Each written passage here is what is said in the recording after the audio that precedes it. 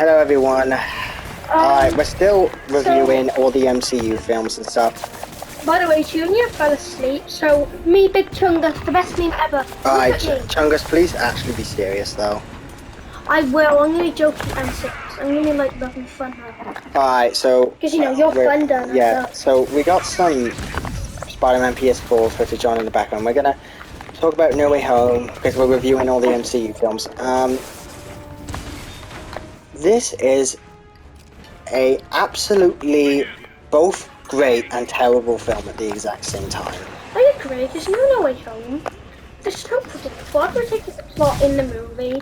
Like 10%. One thing I love the directing at the start when Peter's in that apartment. Yeah, that scene was genuinely great, but after that, the directing was alright, but at times the CGI and in the fight scenes was fucking terrible. Yeah, can I say the fight scenes were so short. This is the worst. Short as shit. No, this film has the worst fight scenes out of any Spider-Man film. I'm sorry, Well, but expect that was, the biggest Spider-Man film ever. yeah, because this is all flash and no substance, you know? Like, this is just nostalgia baiting. This is a classic case of nostalgia baiting. The best thing about this film is the acting and Tom Holland's journey. The thing is, Tom Holland learning with great power comes great responsibility is complete bullshit because he already fucking learnt it in Civil War. Like, he already knew it, he already understood it.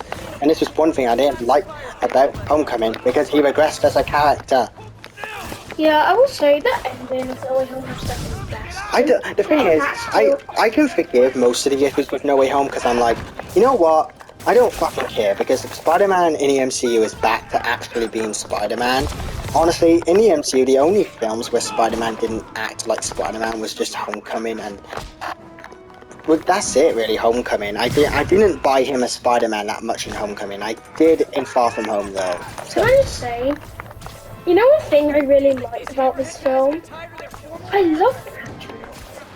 Yeah. When he was keep saying, "I love you guys," I like this film. Toby. I could tell that was like Andrew being so happy, being back as Spider-Man. I know. People think he hates Tom Holland. No, Tom Holland's apologized because he knew yeah.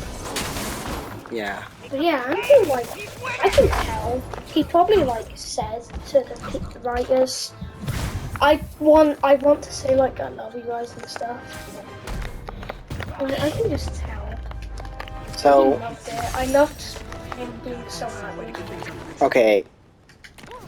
Honestly, yeah, that's kind of the good stuff in this film, just the emotion and the way the characters acted. But that's it. After that, the rest of the film, bad CGI and just shit story writing. I'm sorry, but there are so many fucking issues. Okay, I already explained this in the Far From Home review. The story with Mysterio makes no sense. No one would believe him. The whole world would have proof that Mysterio was lying. It makes no sense. Why the fuck would Peter Peter doesn't even try to disprove it. He just immediately says, yeah, it's true, I'm Spider-Man. Fucking stupid, bad. Happy the whole world would have proof that Mysterio was lying. I'm sorry, but it would immediately. And I don't care, Stark Industries would have helped Peter completely. Tony Stark should have stepped in. I don't care about Tony Stark has been off-world. How would that guy even know that he's off-world?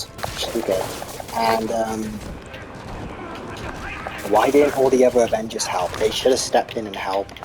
So should have the fake Nick Fury. Hell, even the real Nick Fury. I'm sorry, but that should have happened. Hell, that fake Nick Fury, that Skrull, he should have said to Peter, hey, let me pretend to be Peter Parker, right? And you be Spider-Man, and then we can even further prove that Mysterio's lying, because no one would have believed him anyways.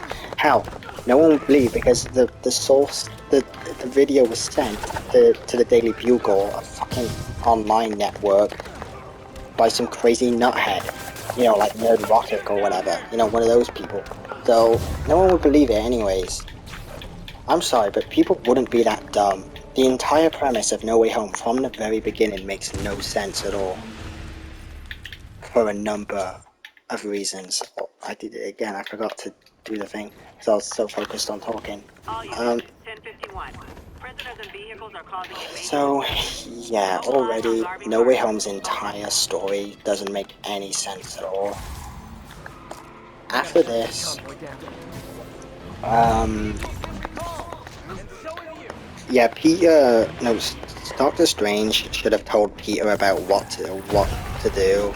Like, no, he would have told Strange would have told Peter about what the spell would have done and asked about anyone who might still want to know, anything like that. I'm sorry, but it would. Something similar like that.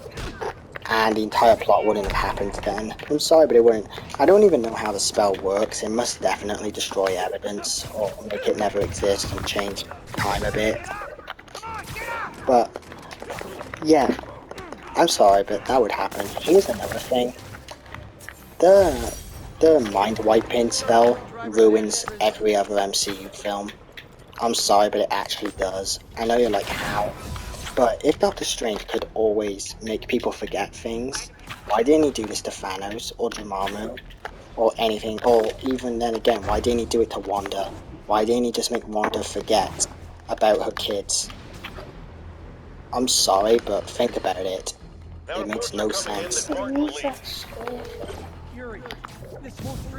No, because I'm talking. That's not what I mean. Who are afraid to leave their buildings.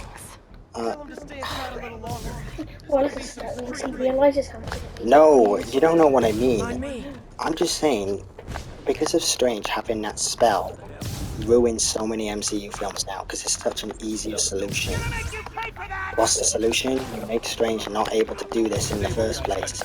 So honestly, if I wrote No Way Home, the multiverse thing wouldn't even happen, because it couldn't. It makes no sense, and it ruins other MCU films, just like Eternity. Why she just don't get it?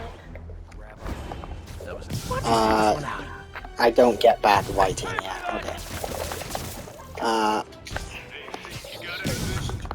Also, how come it's established in the film that the villains teleport into the MCU in the place they were in their original universe? So when Doctor Octopus appears in the MCU, he would be in the docks, right? Yeah, he would. He would appear on the docks, and he just so happens to get on the bridge where Spider-Man is in like 5 minutes after he got there into the MCU. Bullshit, stupid. The fight makes no sense, honestly. Yeah, it is. Also, when Peter... We love you, and we're not criticizing you at all. Yeah, totally. Besides, this was probably a Sony endeavor anyways, but the point is... Yeah, Kevin, I love you. So... how the hell would Electro even get there? He never knew Peter was Spider-Man. That's the rule. Only people who knew Peter was Spider-Man can enter the MCU. Hey, Shrek hasn't spoken all. Hi, Shrek. Hi. So... You just listening. yeah. So, how the hell did Electro get there? Why did he really change? Oh, energy is different. Yeah, what a contrived reason. What I could... Alright. I can explain on how he's there. What? The only excuse I can come up with is that when Electro was stealing power from the power grid, he somehow resolved Oscorp data, and in that data, Oscorp knew about Peter being Spider-Man, and I don't care, they would probably know that. Although, then again, they would have done something about that. I don't know. No, he doesn't, because he's shocked to see Andrew, like, being... I'm sorry, it doesn't make sense to me. It's... No, he does. Have you watched Spider-Man 2? Yes, he doesn't know. He never finds out. If you can tell me exactly when it happens, and how, and what happens afterwards, then okay. Spider-Man tells him. No, he doesn't. I'm not talking about No Way Home, I'm talking about Amazing Spider-Man 2. Yeah, that doesn't happen at all. You're literally misremembering the film completely. Classic Chungus being an idiot. Guys, can someone else talk? I don't want to talk to Chungus. Why don't you want to talk to me? Because you're not being literal, you're just being stupid and distracting from the review. This is why no one professional ever works with you. You know I like I mean, no one will. Yeah, crap one as well.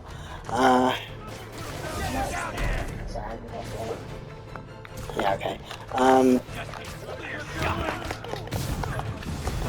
So yeah, that doesn't really work. Also, when all the when all the villains come, I'm sorry, but Doctor Strange would have been on Peter's side.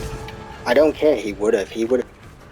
In Doctor Strange 1, Doctor Strange is set up to be someone who's moral and cares about, who doesn't want to... That there is a film. Just shut up. Give me something. I probably, if I was given a chance to write one, I would, but... Oh, I'm really good. Yeah, I know, right? So... No, I can select on the Xbox. Oh. Yeah, shit. Yeah, get off that. Everyone... Hi, Big Chungus and Wallace. What are you guys doing so late at night? We're talking about No Way Home. Has Chungus said any annoying thing like, oh, you do it then? Yeah. I literally just... Also, how's that annoying? Fucking hell, these guys are relentless. Alright. So, all I'm saying is... Doctor Strange would have agreed, because in Doctor Strange 1, he's set up as a character who doesn't like killing, and he'll try and find a better alternative. So, personally, he would agree with Peter and decide not to kill the villains. So, with that in mind, everything doesn't make sense. Also, Doctor Strange would not be able to lose the fight he had with Peter. I don't care, he wouldn't. He literally like does nothing when Peter's like webbing him up. The cape doesn't go off Strange and rip him off. It's so fucking retarded. And like Strange literally ignores Peter when he's making good points. Now Doctor Strange wouldn't do that. He's a smart guy who listens and yeah, this film completely gets... I'm sorry, but I do not like Doctor Strange as a character. I do in Doctor Strange, but I don't in No Way Home. From the movies I've seen, he's not a good character. Yeah, he was like good in like one film and that's it. I'm being honest, I actually think I see why. Great job. If they'd gotten into a residential building, they'd have done a lot of damage. Yeah. Okay, so... Okay, so now, the villains. Okay. Here's another thing. Why does Sandman say the whole news was talking about Green Goblin being Norman Osborn dying? Wouldn't Harry know then from the end of Spider-Man 1? Wouldn't he know that Green Goblin was killed by his own glider? I wish they made it Sandman was on his side. Yeah, Sandman had a really stupid reason for turning evil. In fact, he didn't really have one. Why again? He just didn't. No, he just did for no reason. He was like, oh, I don't care. They completely ruined his character. Oh wow, the lizard. Spider-Man 3. That's funny. Spider-Man 3 is only good for faster. Yeah, I know. They ruined the best thing about Spider-Man 3.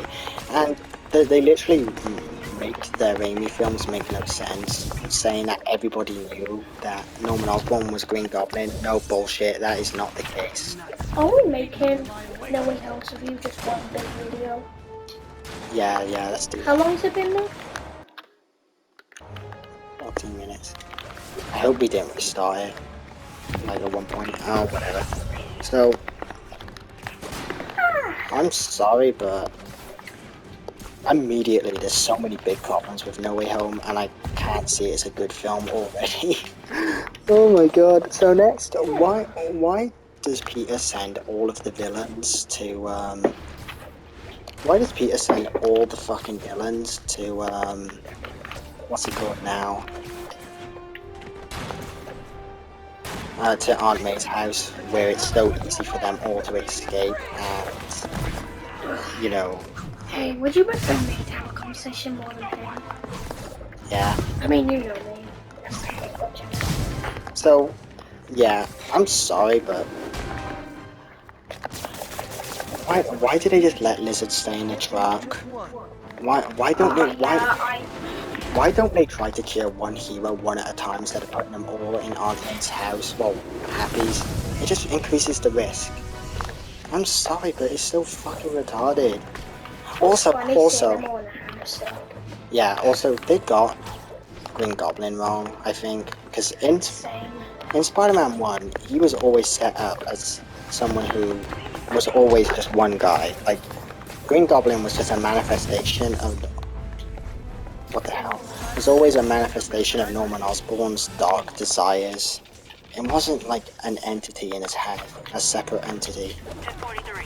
Police vehicles under That's how it always was, okay? Over.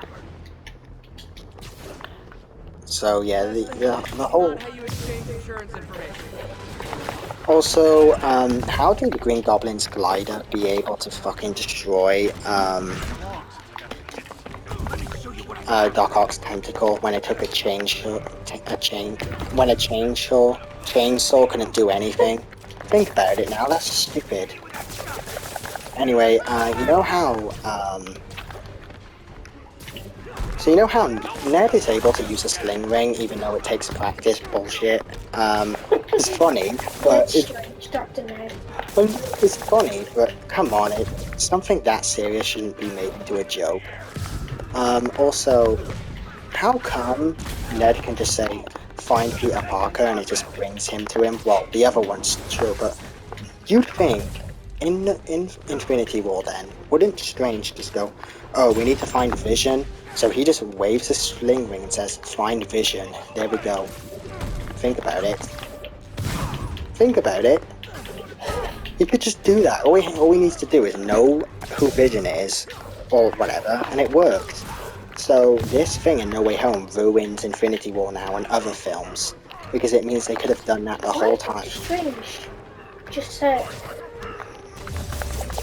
like after Thanos left, just make him safe, bring him back here. Yeah. Or Doctor Strange said, bring me the Infinity Stone. Yeah, I'm sorry, but that ruins everything. How I'd even argue Infinity War, I feel like there were many times where they could have easily won. I forgot to mention that when we were talking about Infinity War. There were so many points where they easily could have stopped Quill or just killed Thanos using Strange's magic. But whatever. That's like the biggest issue. Strange is too overpowered. And this makes it even worse.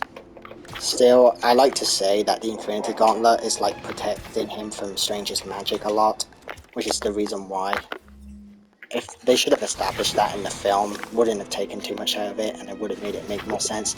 So altogether, after this, I can't really find many other issues. Oh wait, when the fight begins in the house, why does Doctor Strange why does Doc Ock just fuck off? He should be helping. Why does Sandman turn evil? He should be helping. I get why Electro does, and Green Goblin, and yeah. Also, why does Electro's complete personality change from Amazing Spider-Man 2? Yeah, why does he go from uninteresting dickweed to interesting dickweed? No, he was a lot better in No Way Home, yeah, I know, but like, I get it, but it's still a sudden character change that happens for no reason. Yeah, Winchell got I like the way Chucky goes out.